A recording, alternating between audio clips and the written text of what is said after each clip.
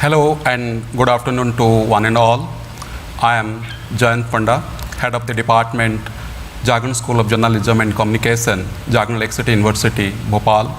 On behalf of the Conference Organizing Committee, I formally welcome you all to this exciting plenary session of ICMCD 2021. The theme of the session is Media Pedagogy, Curricular Design and Media Education, and the keynote address will be delivered by our distinguished Professor Biswajit Das. On behalf of the organizing committee, I would like to extend a special and warm welcome to our distinguished speaker, Professor Biswajit Das. Sir, humbly we welcome you to our third plenary session of ICMCD 2021. Before we invite our speaker to deliver keynote address, I would like to mention a brief profile of our keynote speaker. Professor Biswajit Das is a professor and founding director of Center for Culture, Media and Governance, Jamia Millia Islamia, New Delhi.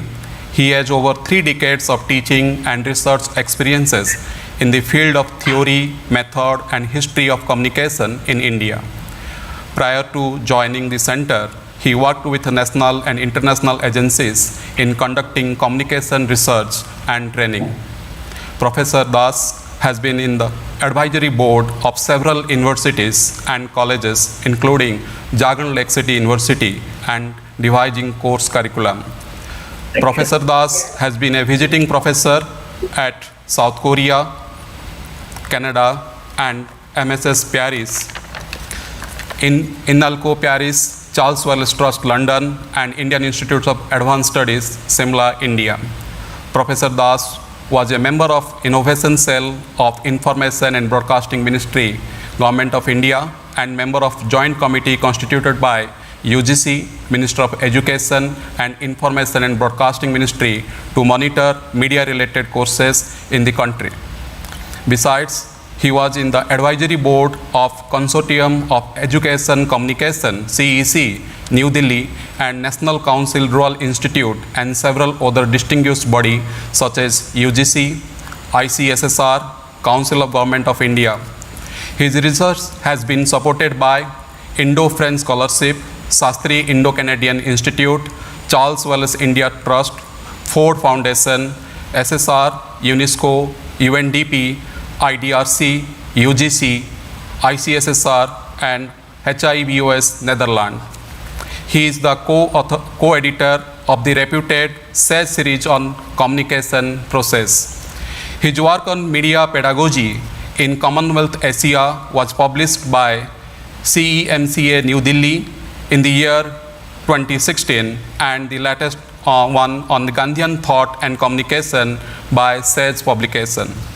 He has a long list of forthcoming publications are in the pipeline based on caste, communication and power, transcultural flow in the age of globalization, digital platforms, freedom and mediated culture in South Asia.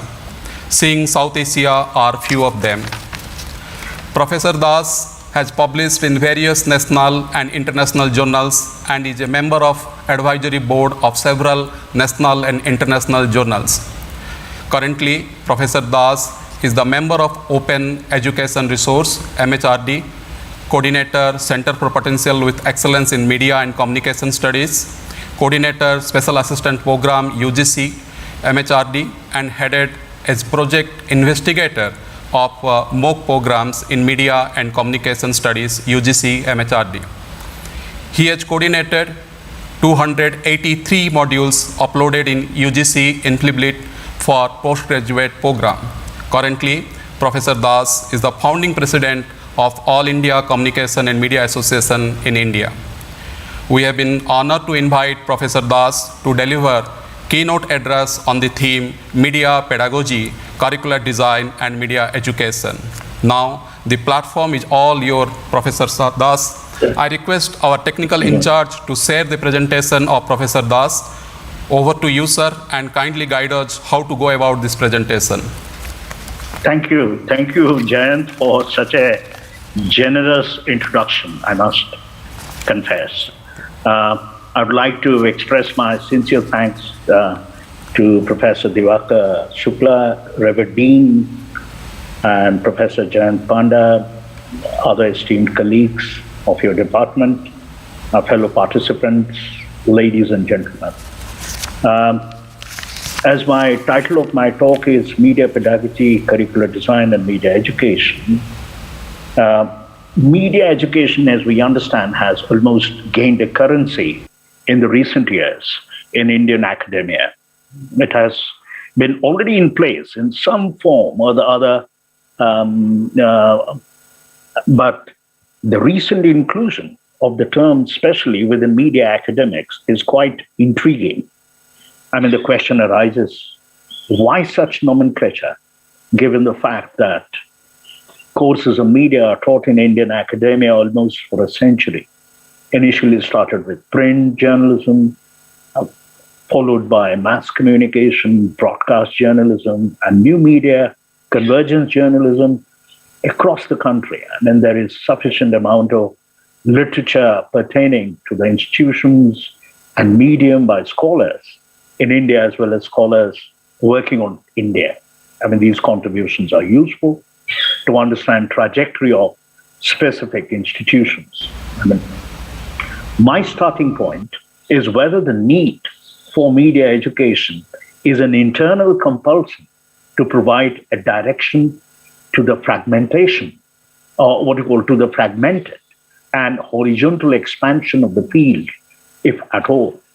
It may be referred to, or to bring them under the rubric to understand the knowledge dimension, so as to map what we call the contribution across medium to develop a holistic perspective to capture the essence of the field of media education. I mean, there is an abundance of literature in the field. Most of these literature refer to journalism, broadcasting, and so on. I mean, these contributions are extremely useful.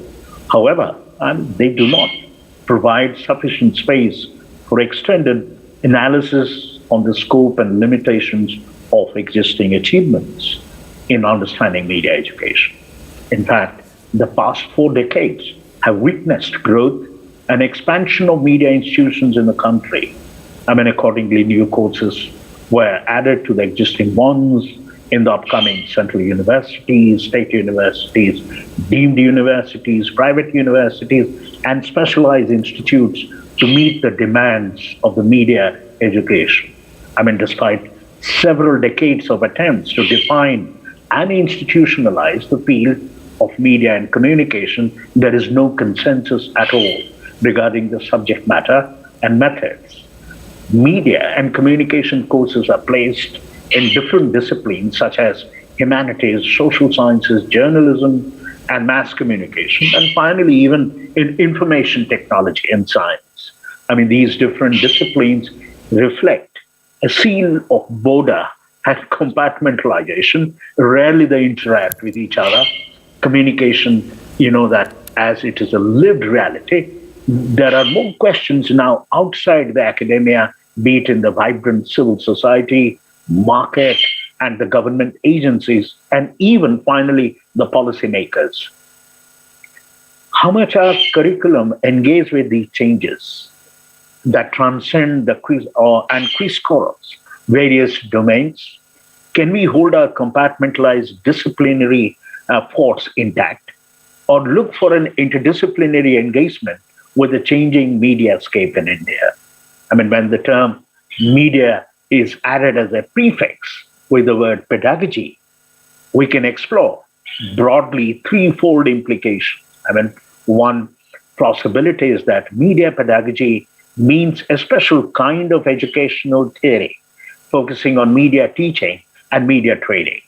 I mean, if this is the case, media pedagogy can be compared with any other pedagogies like literature, language, pedagogy of physics, chemistry, natural sciences, music, art, and etc. Another possibility is that media pedagogy means that special kind of educational theory which focuses on teaching and upbringing in a media society. I mean, what happens to education when pupils and students are experienced users of media? Should the teacher teach differently in this social context? For instance, by training the students not to be influenced by mass media and thus the socialization in a media society. Condition teaching differently, for instance, by making children better informed or more impatient. I mean, they read, in fact, books, watch television, play computer games, even surf internet, listen to music, send and receive various kinds of SMS talk, WhatsApp and mobile telephones, and etc. I think this is a paradox of media teaching. On the one hand, we teach them to be aesthetic. At the same time, we also try to protect them about the harms of media. That is where we need to seriously engage.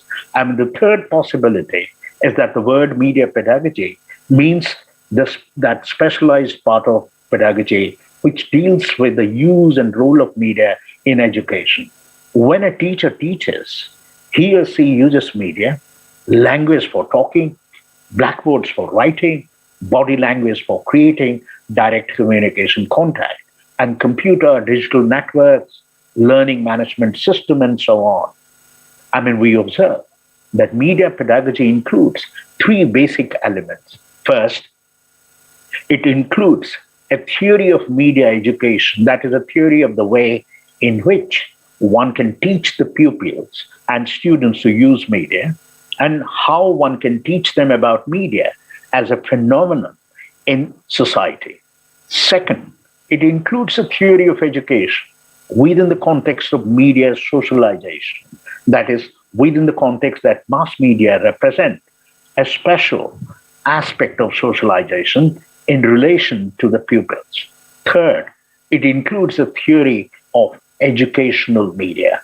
I mean, in fact, a theory of educational media must specify the particularities of these media forms. I mean, it includes a specification of four possible classroom interaction relations. I mean, student-teacher, student-student, student-subject, and teacher-subject. And it includes a specification of the specific media forms developed for mediating these relations. I mean, when we articulate these basic functions, we can understand media pedagogy better.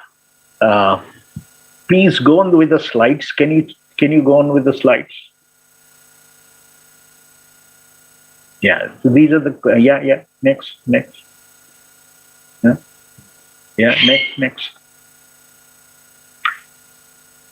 I was very fascinated with the title and some of the thematics which have been covered. I'm sure a lot of people are going to discuss. This is about media design. I have few things which, as a part of the center, we have been engaged in doing a lot of design research and also sort of try to develop.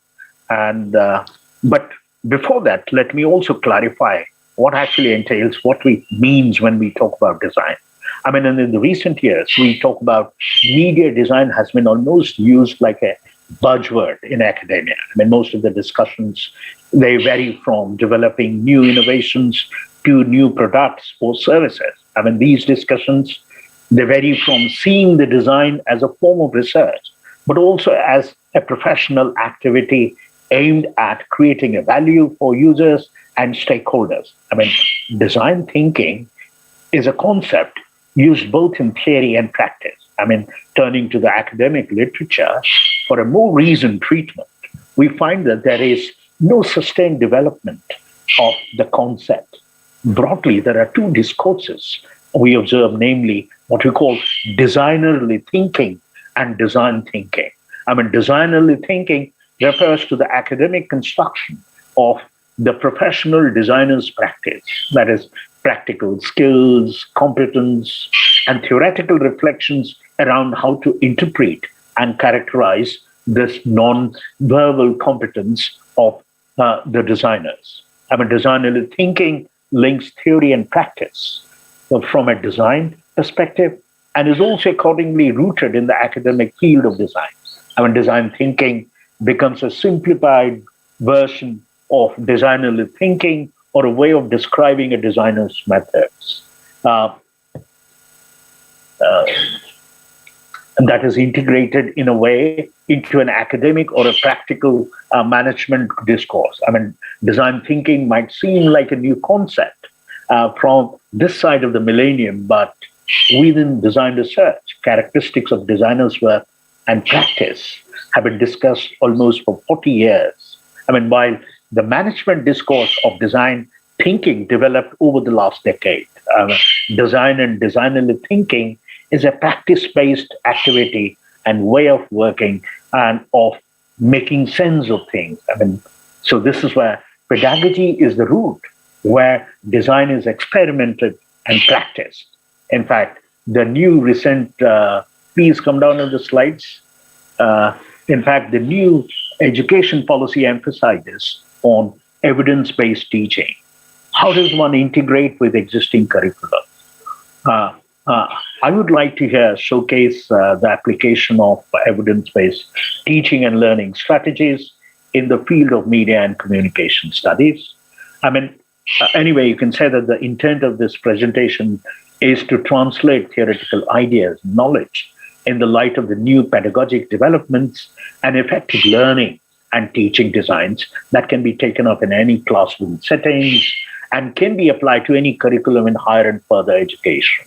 That practicing educators of media education and new media studies authentically report on what you call the work-based project as pedagogy as well. Can you just go down on the slides, please, Joan? Welcome to the webinar. You have entered as an attendee in listen-only mode. Go down. Further. Yes. Uses techniques like NLP, natural language processing, machine learning, along with automated infectious disease surveillance by analyzing approximately. Yes. Now, this is where you can see that when we started in the center, it was actually an interdisciplinary course of media governance. Next slide, please. Temperature, even livestock, to help predict future outbreaks. Next slide. So AI looks pretty well positioned now we can to see revolutionize the how we healthcare designed industry. our entire AI course. systems can help free up time for busy doctors and a lot of things. And maybe Dr. Vikram could add to the points I made. Informatics. And informatization. Good. So you have this is the larger design framework which we sort of do it. Enumerated the various kinds of possibilities of artificial intelligence that can be utilized or made use of in healthcare in specific. Quickly. Definitely. Next. I think we will come down to the topic of today's discussion also. How? Yeah, these are the total papers you can see that it deals with, evolution of media policy in India, intellectual history of communication, publics and governance, and politics, media and politics, media and modernity, communication research methods. So these are all papers, they keep on setting. Next slide, please. Now, this is a design and development. Now you see that curriculum development was a major exercise. Now, in fact, I have seen how in Indian universities, how they design a curriculum.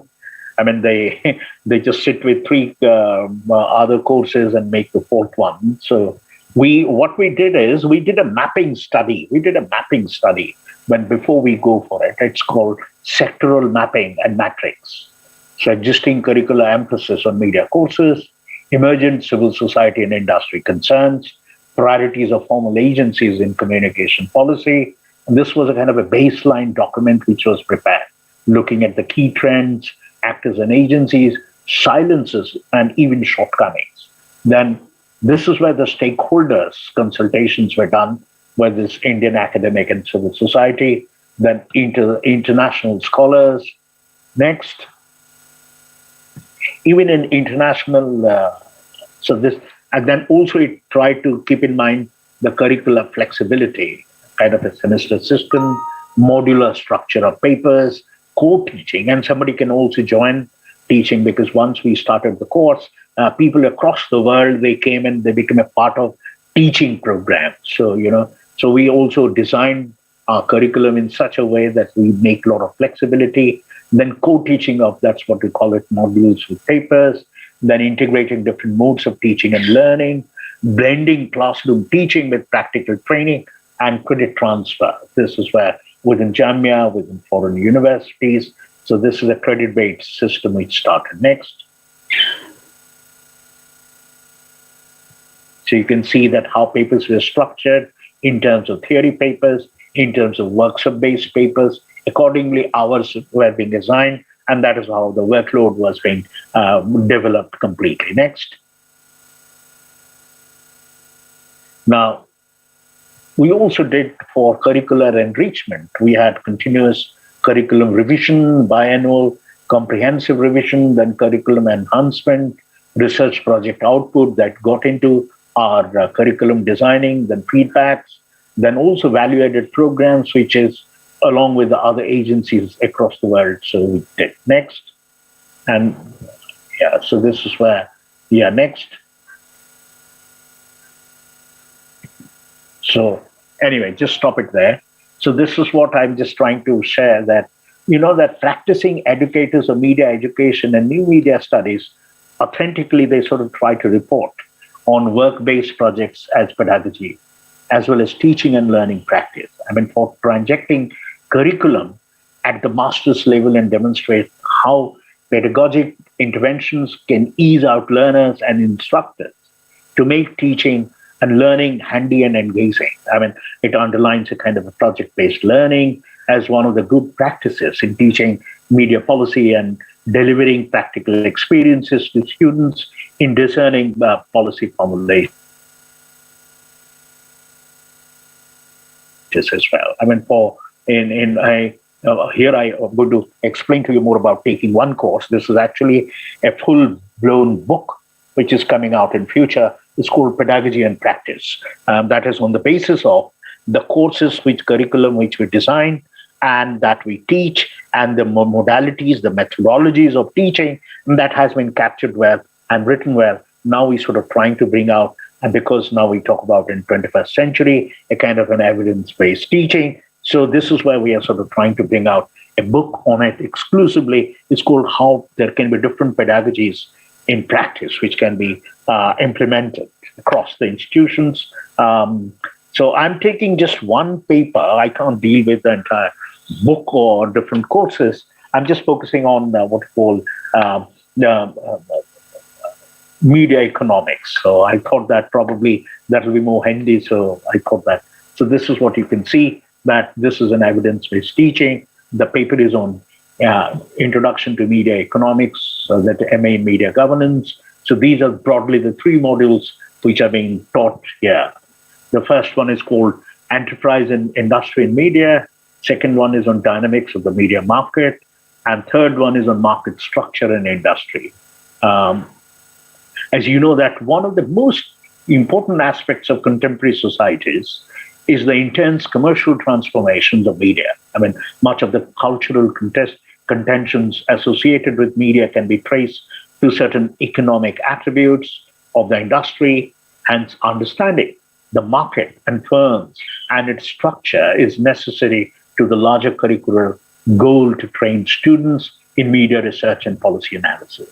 I mean, this course on media economics, which is a part of the first semester MA Media Governance, it sort of tries to explore the working and organization of media markets, technological trends, shaping market structures, terms of competition within and across sectors, and the dynamics of conglomerations and co-evolution with reference to India. I mean, the course aims basically to disseminate knowledge about the various underlying issues regarding media ownership, like revenue control and cross-media ownership across different segments of media industry, that is print, television, radio, telecom, or broadcast.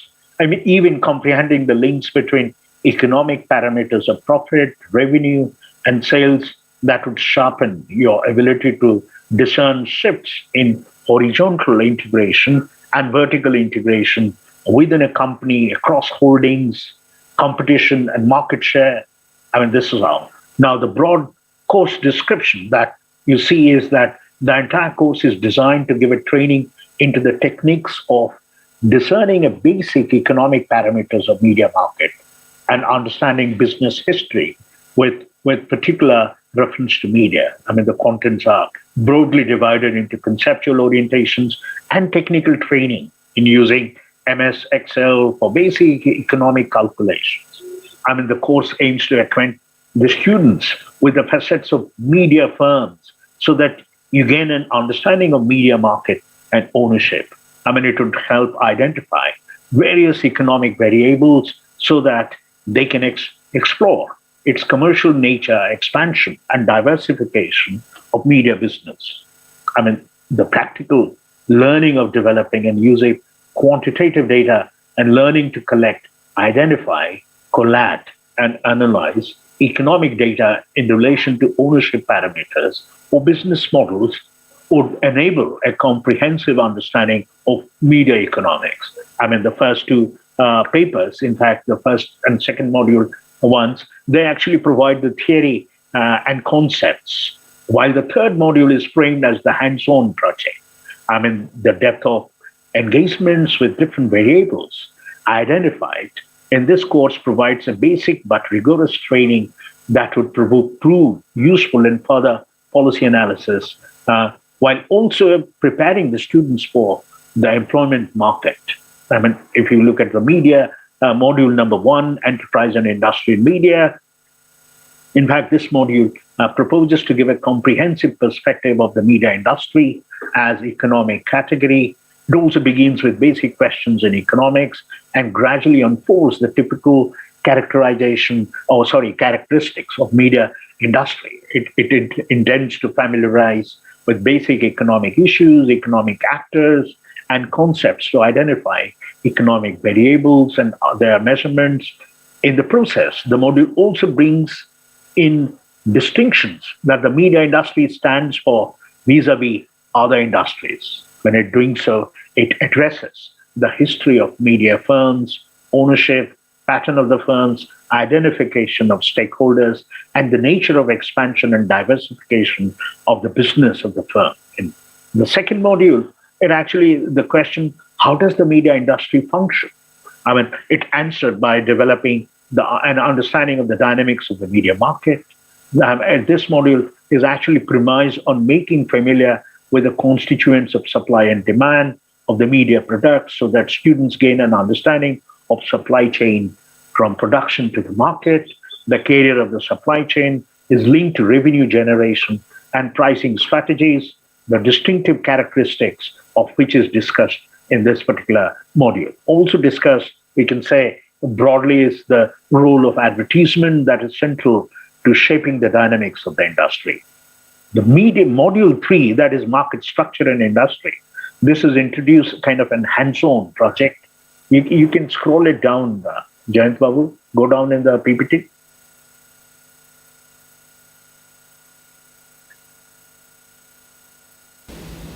So this is actually all the learning objectives of this particular module. More technical details, what are the learning objectives? Next. Yeah, the learning objectives are there on detail. It gives a complete next. So the idea is a concept map. In fact, concept map is used throughout this volume for each topic. What is a concept map? In fact, as a teacher, when I go to the class or when I teach a course, have I developed a concept map? That is very important, because tomorrow, when you go for evidence-based teaching, you'll be asked that how you are providing evidence, how you teach, how you go about it.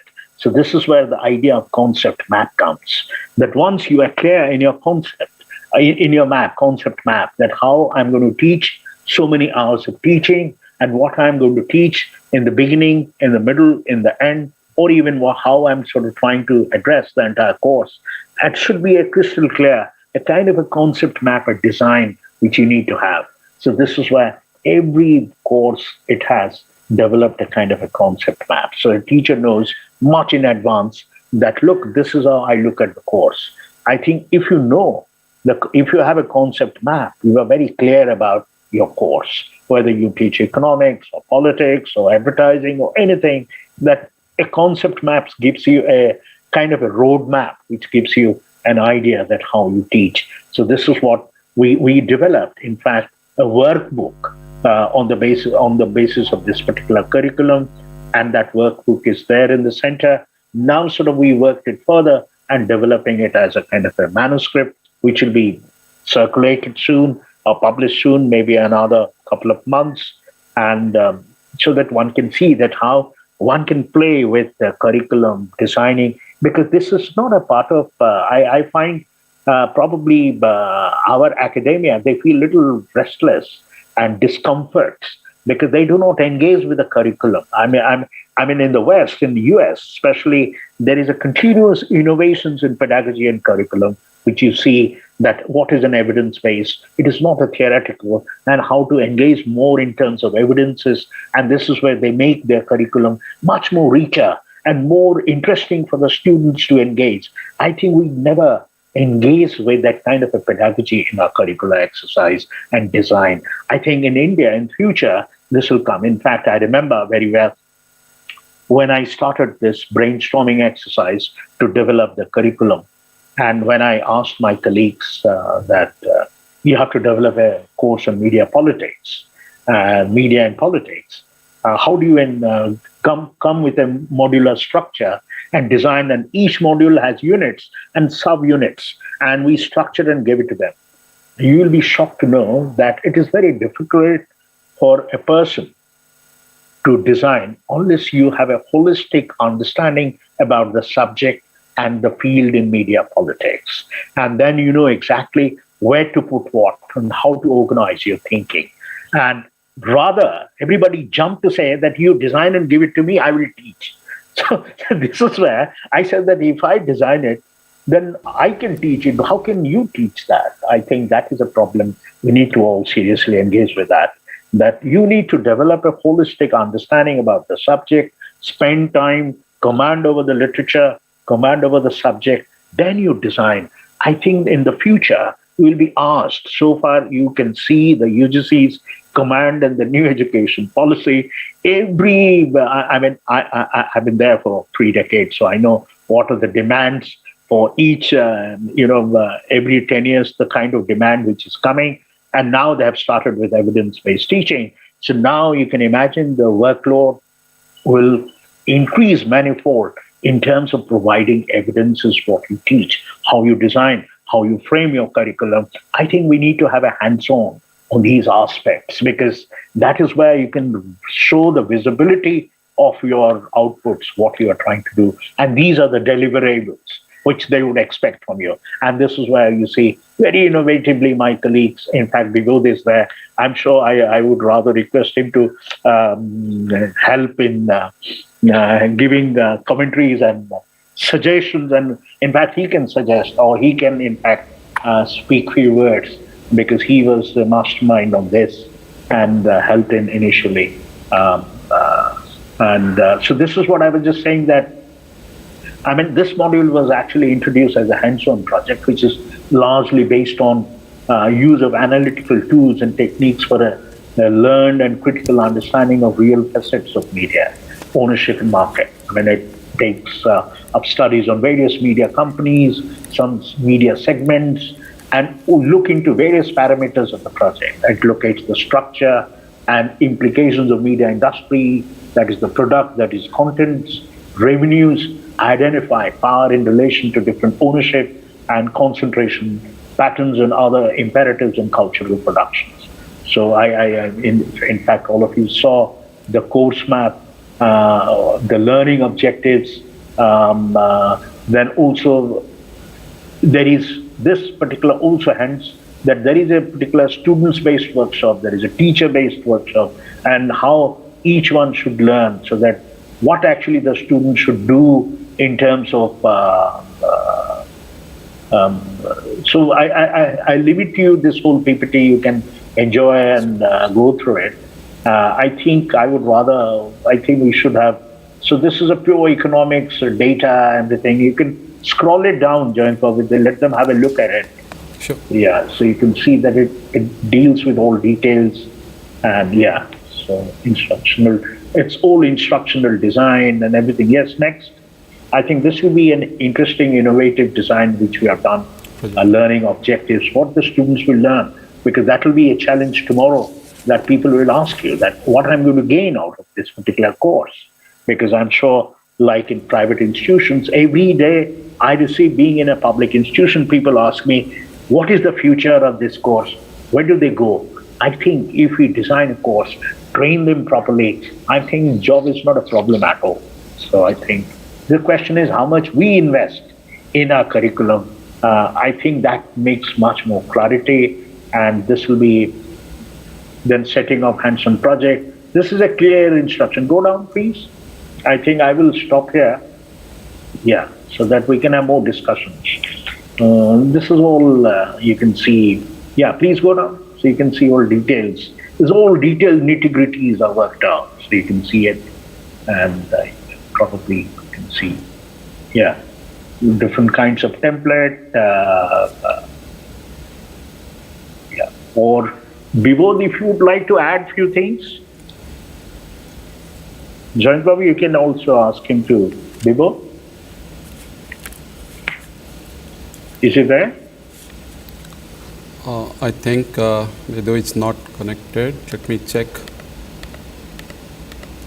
He was there. Yeah. I would request our technical team to can please unmute Viduji. Vibod sir is connected. He'll have to unmute himself. Vibod, why didn't you unmute? Yeah. Sir, welcome you, sir. Please share your thoughts, sir. No, thanks. I think Biswajit has sort of captured things very well. I mean, these are sort of many experiments which we had started off, and then they got formalized over many years. I was teaching most of these courses and designing the kind of pedagogical component on that. And there's been some exciting work on this and more exciting student output over the years, which actually would take another presentation by Biswajit just to share the variety of student outputs here. I didn't do that. That's another whole. I know. How that has changed over the years, and I think it'd be quite exciting to have done that. And yeah, so it's been. I mean, now we're trying to sort of put our thought together on this and try and reflect on some of the underpinnings of why and what we had done. And it's a kind of a unique kind of thing. I mean, when I teach abroad, I mean, these are more standardized things there. But to try and create these things in our conditions sometimes takes more time. So thank you for the space for the intervention. In fact, I wanted if you can elaborate a little bit more on the media diversity index. That would be interesting. Absolutely. Because that's, and also this whole idea of mobile local governance, because some of the experiments which we did it with design, so that will be interesting. Yeah. Let me see if I can just pull out the index so then I can share it on the chat line with.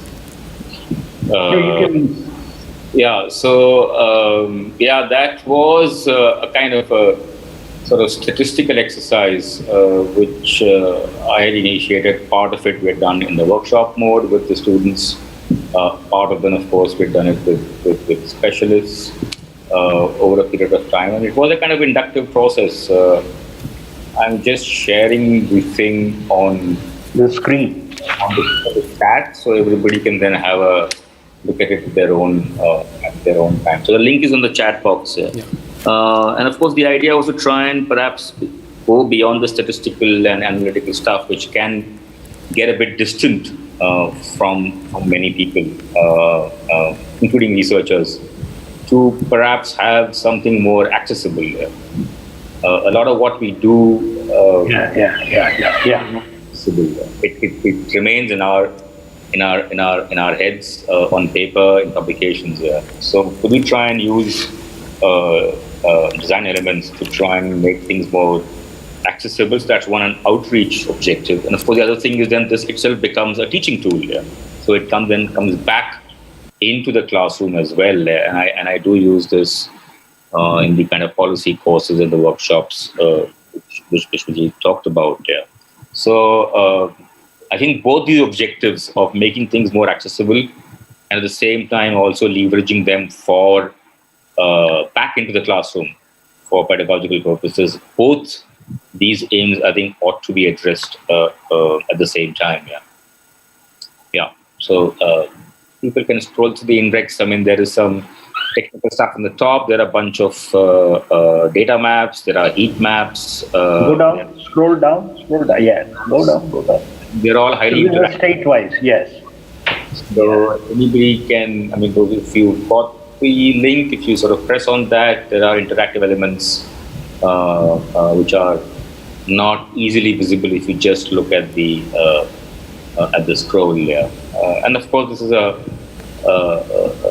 iterative exercise here. So as things expand, things can more and more can be added onto that. And that's got a kind of a pretty interesting response we had around this. I had presented this to the head of the TRI when we invited them for a conference I'd organized on media diversity. And that was also interesting because we had 5 scholars globally who work on diversity, including me, and they presented their own kind of work from different country perspectives. So it was good to sort of also communicate something abstract to a regulator, kind of a specialized outreach here. As opposed to communicating it only to folks, say, on this call right now. So yeah, that's it. Yeah. Thanks very much for platforming this once again. Do you have the local, the governance stuff with you? Not the interactive part, actually. Yeah. Okay, leave it. Now we can talk about it. That's anyway, I think. Yeah, that was an experiment. This one kind of moved from experiment to prototype to kind of actual app there. Yeah. Okay, thank you very much. So I'm open for any observation, questions, queries. Vibhuti is also there, so what we have been nurturing almost for, you can say, 15 years, to give it a kind of a larger idea. Thank you. Thank you, Vibhuti Parsarsidhi. It's a really insightful and informative entirely that whatever idea you shared with us. And even I'm going to entirely the links what you have provided, and it's a lot of kind of input for us being a media educator. We certainly will look into that how to transform our entirely the pedagogy or curriculum. Professor Das, I would like to ask a few questions. Probably today morning also we were discussing about this, Professor Behra also focusing on the same pedagogy, kind of what kind of media pedagogy should be there, what kind of teaching pattern would be there. And it's being discussed since for a long time across the country that we need to have a particular unified curriculum. And but probably that the perspective what you share with respect to communication, with respect to culture, these are not integrated. On most of the time what happens that whatever pedagogy we prepare, we are more focusing on the skill-based pedagogy, and that which meet that particularly industries. But to develop certain perspective in terms of information, in terms of communication, in terms of communication theories, culture, society, I think these are certain missing links would be there, and that would really kind of a serious challenges for all of media educator to develop those perspective among the students. So what's your take? You are being the part of different regulatory bodies. You are working very actively in the different UGC, MHRDC also. So how come we bring certain kind of being kind of a unified platform, so where we can have a kind of a rigorous academic curriculum? You see, I don't know. It will take more time. I'll tell you why. Our obsession with industry, as long as we are not over with our obsession of industry, but unfortunately, the education policies are as such. They always say that there is should be more academia-industry interaction. I am yet to see an industry expert who can come to an academia, spend a year, do a research and go back. I do not see in India at all, because simply our industry does not have that kind of a framework. Even we talk about, industries are today saturated. You talk about legacy media. This is what you're talking about industry. There's a legacy media like press, television. They're gone are the days, so nobody is bothered much about it. But look what is happening in the industry today. All the retrained characters are coming to the education. That is the worst. That is the worst possibilities you can see, because I don't see at all. I mean, I pursue academics very seriously. I'm a very grounded scholar. And I do not see any venture, because if you want to come to one profession to the other, you need to have a rigor. I'm not here to listen stories. I mean, unless there is substance to it. And if you can, I call so many so-called journalists, those who come. I said, can you deliver 5 lectures? Don't say one. Just if you want to teach, you have to deliver 5 lectures. I don't think anybody. You see, you need a rigor, and such kind of characters are in circulation. So I'm sorry to say, I don't see any future. That's number one. Number two, because we have not tried to uphold our own disciplinary force to sustain that what is. So that is where there is a complete hollowness within our own discipline. Anyway, in US, you know that 1985 probably is the turning point. 1985, imagine. North America, communication scholarship and everything. Before that, North America, people go to ICA. How many? I mean, I'm a regular visitor since 85. I know as a student, I used to go to ICA. I know even they lacked whole imaginations. And in US also you find it is the marketing, public relations, and but because there was no scope, there was no future. If you do a course in master's or PhD in journalism or mass communication, where do you go? In fact, the rhetorics communication was doing much better in US. And you know that in US, rhetoric communication studies, wherever in whatever universities, in fact, they were teaching more seriously philosophy and theory. But that was sidelined because they connected with humanities, social sciences.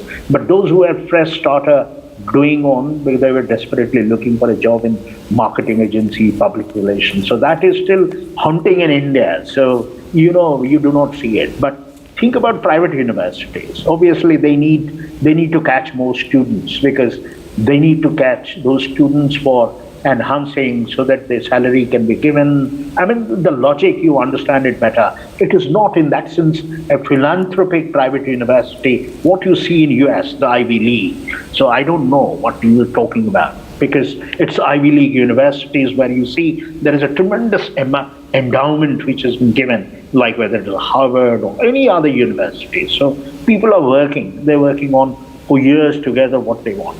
But here it is a student-based. Your department's strength, your faculty, like a private institution. And unfortunately, the state university is totally different, dependent upon the local media houses, because so that they can come. So this is where the nexus is. So you can't break that nexus. Now, social media probably is going to give a major threat. In fact, we are more and more moving what we call a post-broadcast model. We are moving towards a post-broadcast model, and I'm pretty sure that I think journalism beyond the point you can't confine to a classroom teaching. Everybody becomes a journalist, so what? So I think that will be completely valorized. And media industry is now under question because we never tried to strengthen the foothold. Now the other nature of media work has expanded. Today you talk about social media, content writing. So there is a diversified forms of activities that can be broadly put under the rubric of media now. So this is what the challenge is.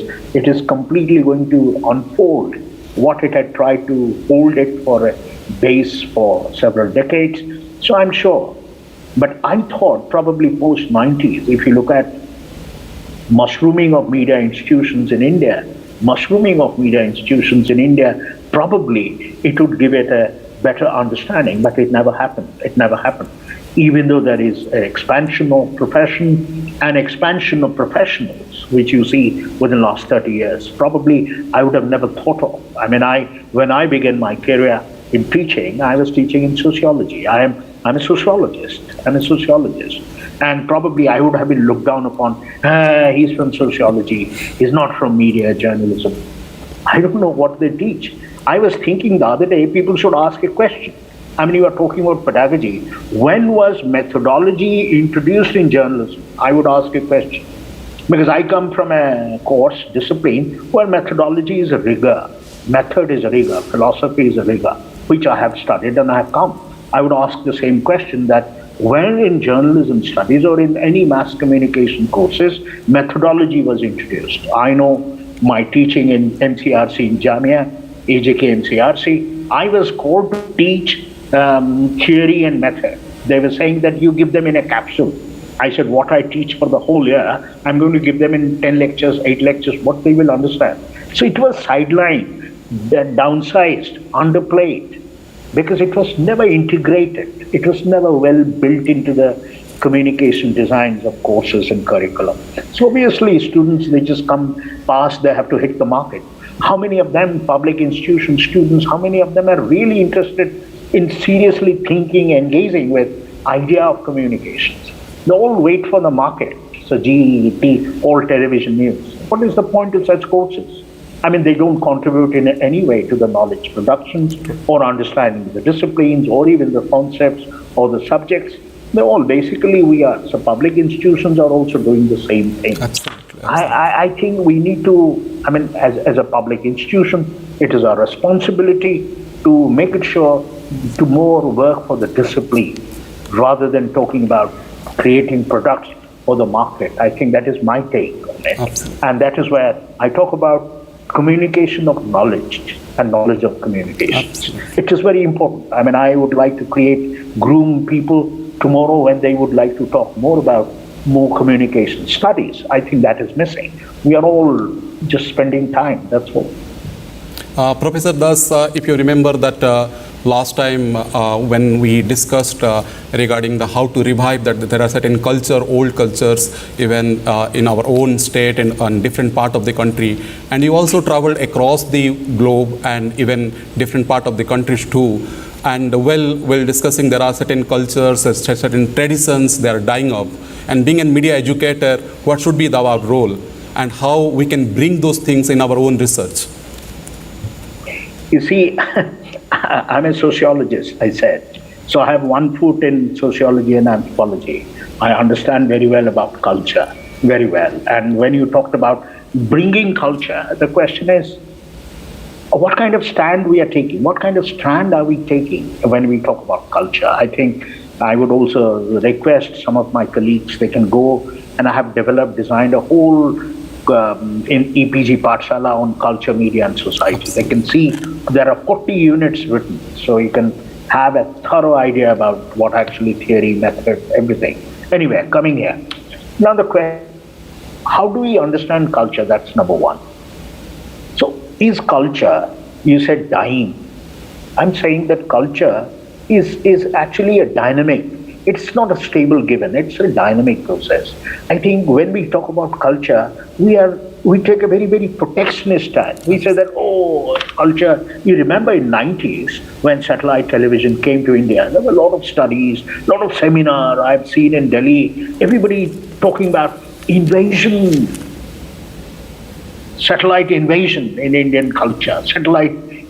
Invasion is a metaphor. Invasion is a metaphor which is borrowed from military science, and they are sort of trying to introduce, when you talk about satellite invasion to Indian culture, people see what is Baywatch, Bold and Beautiful, what will happen to Indian culture, collapse. I've written immensely on it, on culture and communications. In fact, I would just remind you of Gandhi in Harijan in 1920s.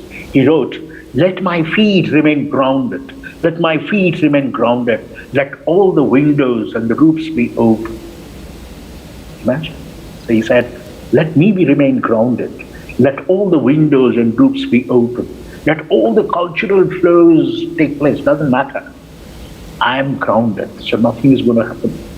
We all talked about, if you look at the whole globalization studies in 1990s, the early literature on globalization, everybody's talking, it's going to change, it's going to affect our entire, that will be more English education, it's about homogenization of culture, all nonsense.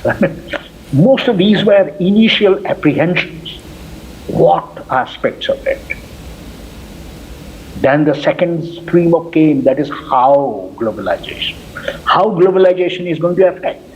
Initially, everybody was screaming and sense of fear that globalization will come, hit our culture, change our media, regional media will now be connected, so that metro media will collapse, everybody will invest. Nobody invested in India, in media industry or anywhere in the regional sector. So we all were apprehensions, assumptions, but then we talk about why globalization.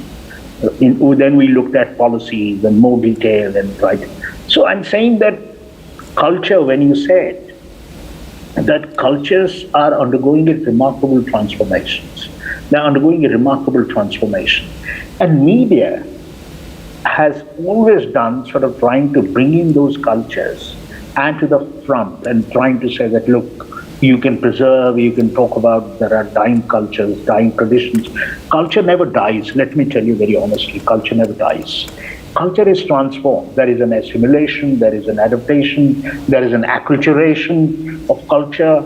And these are basic concepts when you talk about culture. I mean, there is a continuation process. Culture also grows. In fact, culture, I mean, it never remains static at all. I remember I went, just to give you one example, I went with students on a field trip, and we went to Berhampur, and Berhampur in Orissa, and from there we went to a place called Mahua, which is a remote tribal hill. Yeah. We stayed there for 10 days, you can imagine.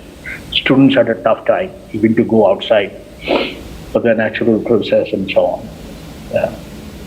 In the night, my professor, he is a serious anthropologist from Keele University, London, Bikram Nanda.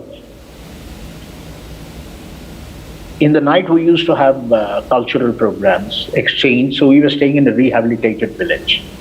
And all these Bonda tribes, the tribes, they were dancing, they were singing a song and dancing.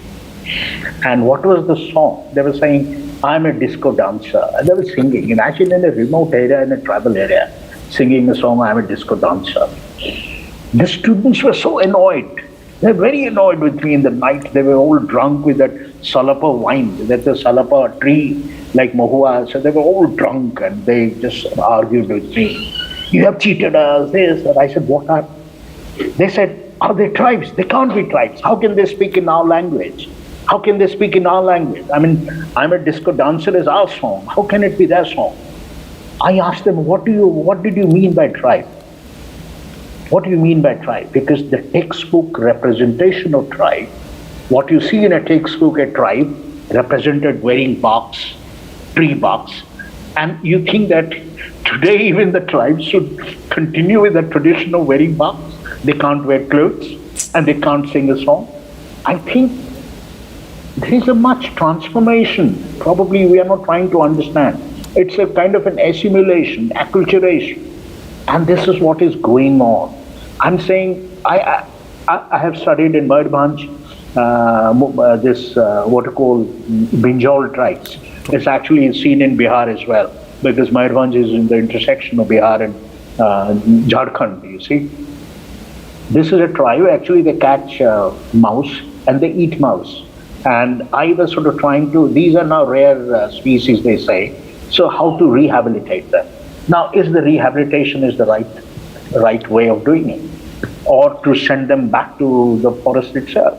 I mean, my work on forest itself, like people, those who lived in Simlipal forest, I worked in Simlipal and also tried to see that how our understanding of the forest is different than what people, those who live inside the forest, they look at forest itself.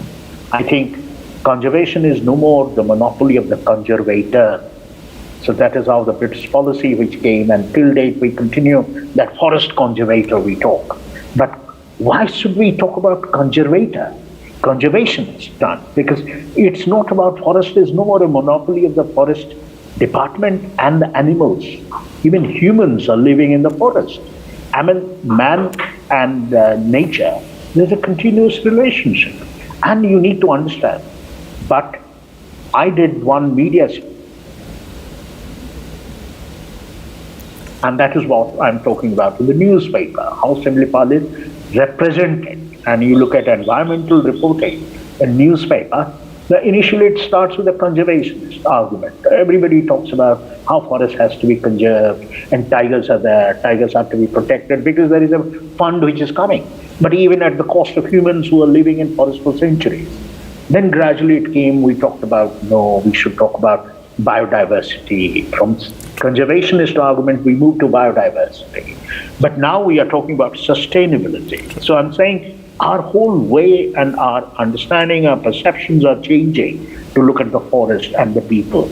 I'm saying we need to be grounded in that rather than just talking about, bringing, dying, capturing them in media. So it becomes like what Armand Matlock says. It's like television is nothing, but it's a picturesque folklore. It says that it's like a picturesque folklore. What you see in television is just like a folklore. There is nothing else. Professor, before we winding up, I would like to take last question. Please. We have one question that there any module of studies pertaining philosophy of media or communication in India? Not yet. I wish one day we will develop. I teach a paper on intellectual history of communication. Idea was basically to more and more, because communication as a discipline, the way it has been imposed on us, it is an alien discipline.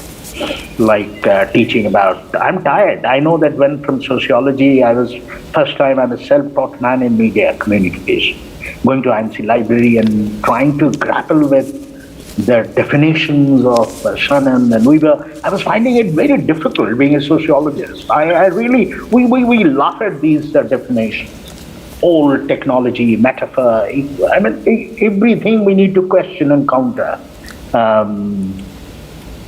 So that is where ever since this new center, this idea of the center, when we started in 2006, I started teaching intellectual history of communication. In fact, our intellectuals have a lot of things to talk about communication. We may not have theorists, like, that if you look at physics, chemistry, any discipline, people, those who remained outside university, academia, they have contributed more to the discovery, whether it is in chemistry or any discipline.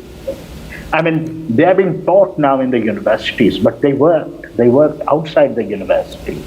So intellectuals, when you talk about Gandhi, Ambedkar, there are so many. We have never engaged with them. We have never tried to understand. And that's why I seriously thought of bringing out on Gandhi, because now more and more we need to indigenize our material, start reading, and do more work on our own Indian thinker, scholar, and look at their concepts, look at their ideas and how to talk about it. Then probably we should think about it. It's too early. I have been thinking about it sometime. Maybe it will take time, mature, because my Indian philosophy, because we, that our education, our whole education is based on Western enlightenment and rationality. And we have never been, in that sense, indigenized our education. So, it sounds romantic to talk about tradition. In Ram Purana, this was that. I'm saying it's actually an invention of tradition. What this famous cultural historian Eric Hobsbawm says, that invention of tradition. Anytime you try to study tradition, you are reinventing tradition. So that's what I'm saying. We need to do work. We need to ground more literature, scholarship, and do work. Then you will try to discuss, share. I think that is missing. And everybody, and especially mass communication as a discipline, is more focused with contemporaneity. It's more about contemporary events. So there is a line which I would like to share. It's called, I always share, I call it inertia of the past and the shock of the new. We call it inertia of the past and the shock of the new. Because the past always remained. We were inertia. There was a total inertia of the past. Hardly there was any scholarship.